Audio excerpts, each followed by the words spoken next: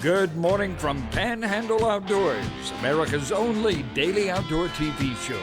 Your source for fishing, hunting, and information for folks who enjoy the great outdoors. Now sit back, relax. It's Panhandle Outdoors. Good morning, folks. Welcome to Panhandle Outdoors. I'm Winston Chester. I'm glad you're here this morning. We got a good show ahead of us and a rainy day ahead of us too. So just go ahead and sit back, enjoy the show, and do the best you can in the rain. So try to be careful if you're on the road and all, and be aware of all your surroundings at all times. We've talked about that before. Looking at the weather, high today will only be 73 and low 66. Got a 7-degree difference there. Same way yesterday. We're not getting a lot of snaps that go down or coming up real fast. So that's interesting. Water temperature 63 degrees. Now, I know we all want to get a jump on Spanish mackerel, but it's still, honestly, a little early. Although there's been a few of them caught, it's still a little early. We're going to talk about that later on in the show. Really, the keys to catching a lot of Spanish mackerel. So we'll be coming up with that. River readings, the Apalachicola at Bluntstown is a 19.6. It dropped a little bit below 20 foot, but still there's a lot of water out there. The Choctaw at Caryville, 9.3. And I imagine it's going to be going up with this rain. That rain gets on up in there in the northern part of the Panhandle and the southern part of Alabama. That's what really pours it down there. Tide chart brought to us by Kent Forest Lawn Funeral Home and Cemetery here on 23rd Street.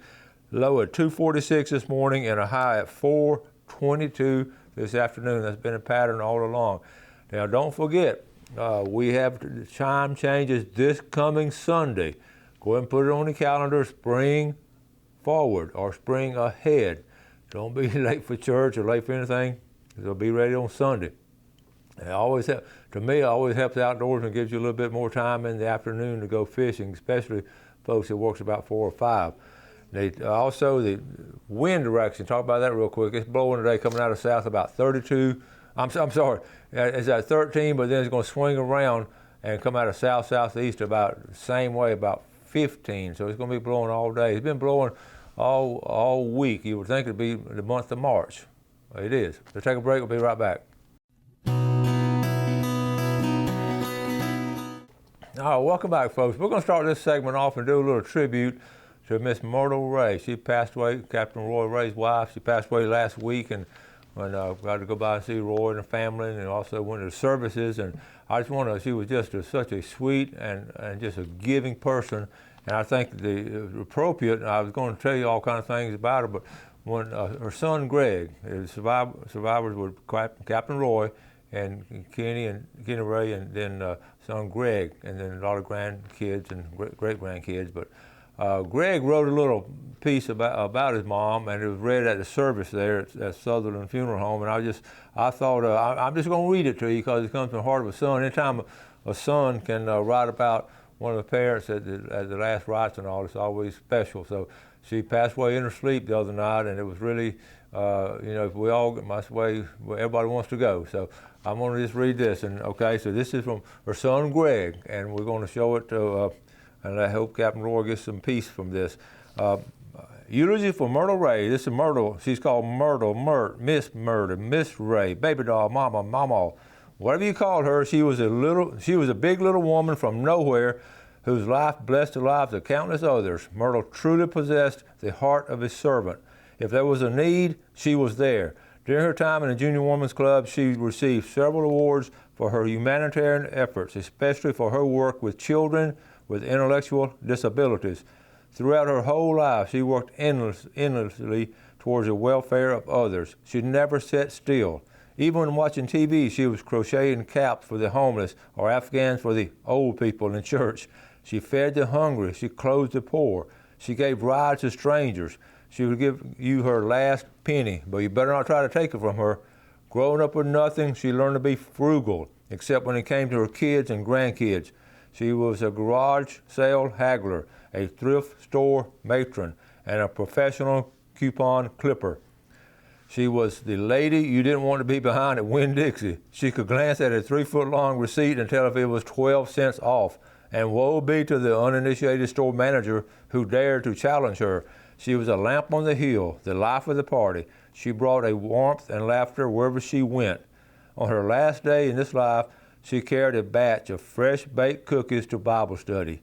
Later that night, she told her husband of 63 years, "I love you, babe," then quietly slipped off into her well-deserved final rest. She fought the good fight. She kept the faith. She finished the race. We mourn her today, but we celebrate and thank God for her. Her life and work are a living testimony that will continue to bless hundreds of others for many years to come. Sleep, Mama, rest now. We'll see you in the morning. And that's from the Ray family and written by Greg. So I wanted to pass it on to you. Captain Roy, of course, he misses her immensely, but he at the service, the last thing, just before she fell asleep that night, she said, "I love you, babe." And then the last thing Roy said to her right before they were taken out in the funeral home, or taken out to the final race, he put his hand on the casket and said, "I love you, babe." That was just really touching to so many people there, and it really showed the dedication they had. And some of my favorite memories of her were when we started doing the show in 2006, and he was the one that got me in it. And I would sometimes go by the house to check on him, and they were doing a raised spec rig, and she'd be tying the knots. They'd be watching TV, she'd be putting a spec rig together, she'd tie that knot, she'd reach out, got it tied, and they were producing a spec rig there at the house and sold a bunch of them, and it caught a lot of fish with them. So I have many fond memories of that. So I just think it's real special when you get it right. I know when my dad passed away, I had a chance. I wrote a poem about him, and I didn't read it at the funeral. Many times I look back, wish I would have, but I don't think I could have kept my composure, but I wish I'd had someone else read it, but I would pass it out at the service, and it's just something that's special. Let's go ahead and take a quick break. We'll come back with a lot of pictures.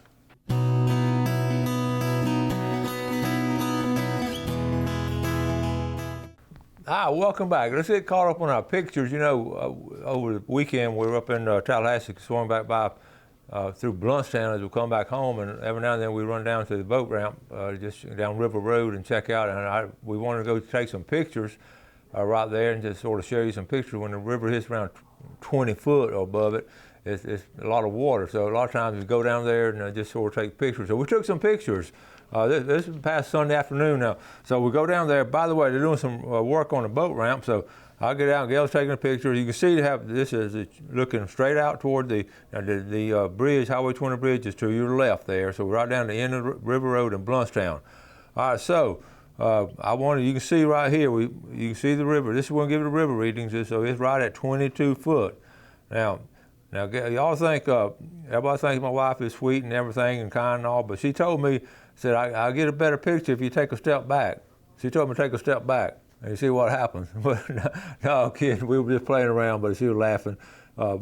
She is kind and sweet. But anyway, it's right under 22, and you can see that is a lot of water.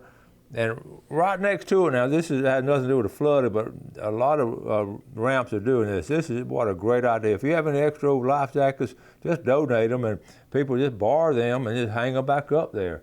What a wonderful idea this is, and I wish all boat landings had them, and in case people don't have their jackets with kids and all. Okay, so anyway, you see how high it is along the riverbank. It'd be hard to have a picnic on Sunday afternoon, and this is looking way out there and across the river. Look, just a lot of water on the Apalachicola. This is, up, not too far upriver. Downriver is even worse. All right, we're talking about all these. I still get these pictures from the do-it-yourself deer blinds. This one, they put artificial Christmas trees around it. Now, again, I marvel at the unique ideas. I think they've tried everything, and then you run across something like this. All right, Amanda Lee Whitehead, this last week I forgot to post my last buck of the season. I was fixing to give up and leave my stand Wednesday when I heard something walking in the bushes. Then bam, all I saw was horns. I was going out of town, so I knew it was my last day, and what a great shot there. Amanda, great pictures, got a little boy with her there. Everybody's happy. End of the season with a nice buck out of Liberty County. And then Lakin Hutchison. I'm showing all these girls doing this outdoor stuff. This is awesome. Lakin Hutchison, I told her she's becoming a regular, all the fish she's been catching. Okay. All right, attention, everyone who chased a mosquito truck as a kid is immune to the coronavirus. Thank you, I'm good.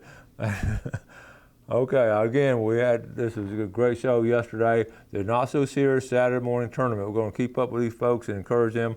And again, we are happy to support them. Okay, a few more bucks wrapping up season. Bill Allen sent this to me. Bill Sane from our lease that helped Dalton load his buck shot this buck on his other property just down the road about 1.5 miles on January the 12th, and we didn't get it. Here's a good shot of it. This is okay. That is a nice buck right there. Good horns on it. And Bill's a member of the NRA. Okay, and this is going to be the scales. We asked about what scales they use and all.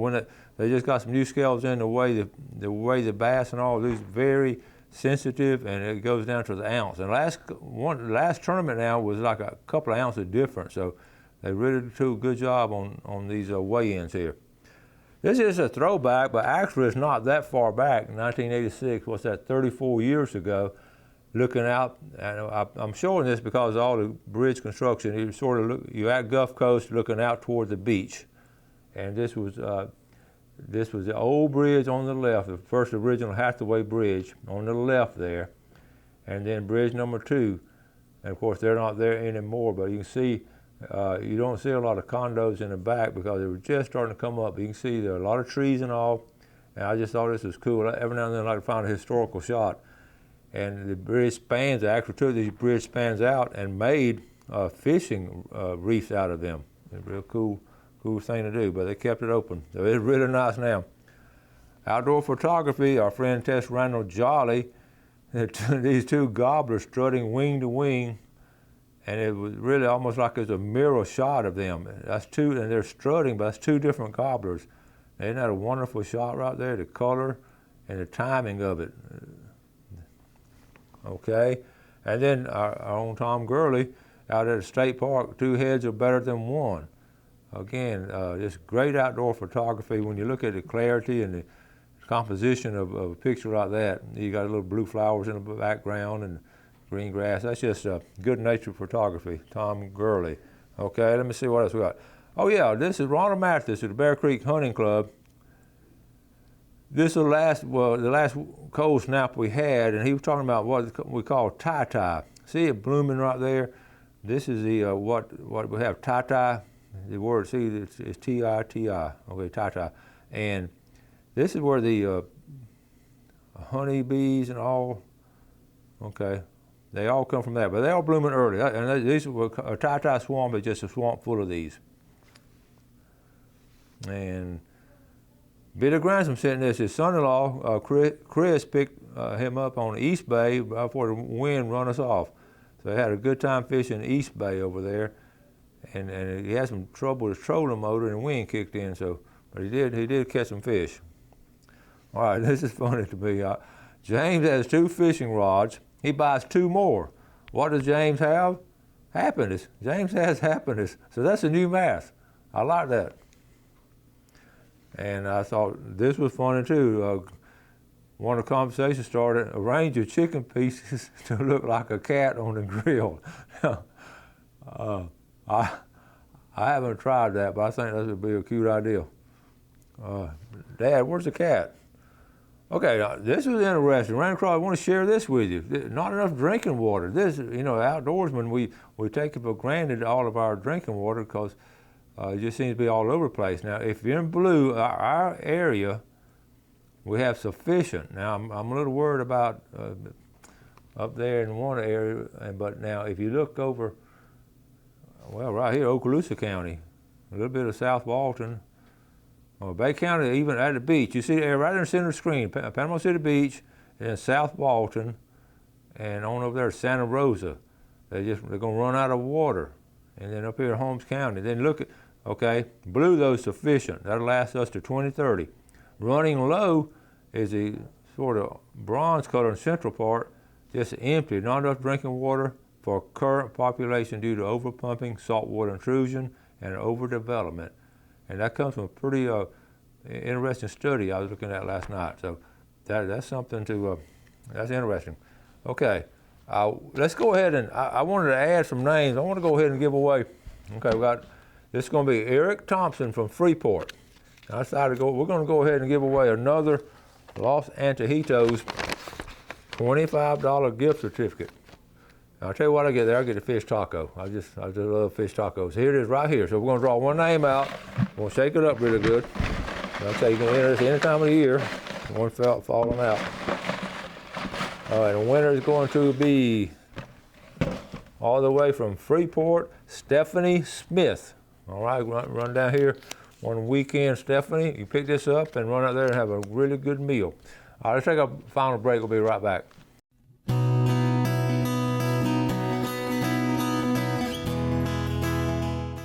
All right, welcome back. Let's take a look at our fish and game times today from Blue Water Outriggers. 7:13 to 9:13 this morning and 7:41 to 9:41 this evening. And if you'll notice, everyone I ask, from a bass fisherman to a grouper fisherman to a deer hunter, they all, if they've been doing it a while, they all agree there's something to these fishing game times. It's fascinating because I ask them all on the show and you hear them.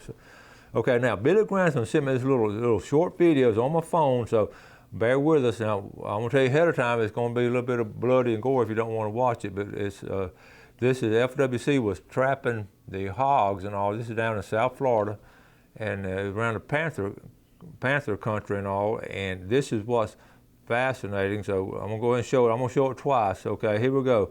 To the right, I'm going to identify. That's the cage they captured the hogs in, okay? And then on to the right is a Florida panther. So here we go. Let's see if it shows.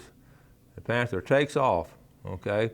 So they walk up here to the cage, they're trying to figure out what was going on. And they see the hogs there, and they look around, and somehow, folks, that panther had reached his they're driving up there, really. They reach in there, and that's a carcass, and we won't spend a lot of time. It's a carcass of one of the pigs that the panther got. This is nature. That's how nature is. That's fine. I won't say at its finest, but it's just pure nature. So I'm gonna see if I can go back to it. Okay, let me see. Oh, that's the end of it there. I wanted you to see the very beginning when we can see the panther in there. He takes off. That's a Florida panther doing what the panther is doing all. So that was that's interesting there. Let's jump in from nature. Let's go on to another degree. We talked about Spanish mackerel fishing, and I wrote down some things. And we had a fog yesterday, and I got a kick out of Jeff to notice the fog when he came in. And we talked about, I said, that's the first fog of March, and I talk about this every year, and I hope you don't get tired of hearing. But the old timers, they always would judge things. They didn't really do water temperature, but they would judge the Spanish mackerel movement by the third fog of March. So we're going to go ahead and look at it. Now, yesterday was the first fog, and I'm sure we're going to have another. We're going to have rain, but within the next week or so, we're going to have next two, I'm sure. But anyway, I used to chart it, and I want to say around March the 13th, roughly would be the average since the 15 years I've been doing the show. Right there in the middle of March, the first part of March, give or take 3 or 4 days. So that's going to be when to be looking for them. Now, I'm sure they get this rain on out of here. This weekend looks pretty decent, and I'm sure there's going to be some Spanish caught. And we talked about, talking about Spanish mackerel fishing. I had this is still here. I need to take it back home, but remember, you're trolling with the rigs and all, it looks sort of messy now, but you can keep it straight and all.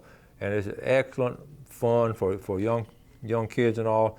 And all these is what we call a straw rig. And the history of straw rigs, actually, some guys actually started taking straws out of McDonald's, and they started putting those on the hook. Then the manufacturer started putting a little straw rig together. It's just different colors, and they're going to hit anything flashing and all. And I always like to put a silver spoon and all on it. And this is one of my favorite rods right here. Okay, so anyway, Spanish mackerel, they're going to be in, and there all kind of ways you can cook them and all, but they'll be in. Also, the other thing I want to go over, we've got spring break coming up. I think week after next year, and a lot of people are taking it within the next 2 weeks and all. So make your list of things you may want to be doing on spring break. And I was going to recommend one thing. This is a great time of the year to just go wildlife viewing and take pictures and all. If you're not going to be, you're sort of in between the heavy fishing and the hunting. This time of March, you're sort of right in between that. You got this little winter opportunity to sort of get out, walk through the woods, things are starting to bloom and all kind of cool things are going on in the outdoors. Take your camera with you. If you get a chance, just enjoy things. I ran across this picture a day or two ago, and it made me feel good because y'all remember Chris Paxton we had on the show. Chris and his wife were down at the, let's see, is that going to show up, Jeff? All right, look here. They just went down to St. George Island, and I love St. George Island. Now, this is a great time to go. St. George Island is absolutely beautiful, and how many people you see down there? That's down there at the state park, and it's a great place to go. So those kind of little things you want to start looking at you can do during spring break. And I know take a camera with you, but the crowds aren't in here yet. The fishing season ain't got really heavy, so your spring break, a list of things to do. I wrote down all kinds of things. I always write down Terrell State Park. Now they've had some damage, and some of the trails are still sort of covered a little bit, but there've been a lot of volunteer groups that's coming over from Tallahassee and different places and sort of helping them out, getting those trails sort of cleaned out and everything. So the state parks are getting back into shape, and like I said, that's St. George Island. So go ahead and make your list of all the things you want to do. Make sure, another thing now, it's a good time we'll talk about this, get your boat ready. If you want it up, and I'm preaching to myself now. I've been pretty busy lately, but we really got to get the boat ready. And if you want, because the next couple of weeks there will be Spanish mackerel in there. All right, a couple other things. I'm about to run out of time. Tomorrow, we're going to have some guests coming on the show, and we're going to have Stan Kirkland and Ken Perrimore, and they're going to be talking about the upcoming turkey season, spring gobbler season. They got all kinds of things. I was going to talk about it. I said, no, I'm going to wait and let those guys talk about it because this is one of their passions. They're really good at it. They've been doing it a long time. So I try to get the experts on the show in different fields. Like I have Bobby Smith, the expert on bass fishing, and then I get Ken and Stan come on. So I'm just going to let them do the show tomorrow. I'm just going to sit back and watch them and enjoy it myself. Make sure, let's see, don't forget 10% off if you get a new boat. Go down to Blue Water Outriggers, get 10% off on any fishing gear. That's a really good deal. Thank George Duran and his staff. Run out of time. Y'all have a great day today. Do something good for your fellow man. Enjoy the great outdoors, and God bless. Thanks for watching America's only daily outdoor TV show, Panhandle Outdoors with Winston Chester, featuring hunting, fishing, and other activities and information to help you enjoy the great outdoors. Join us next time for Panhandle Outdoors.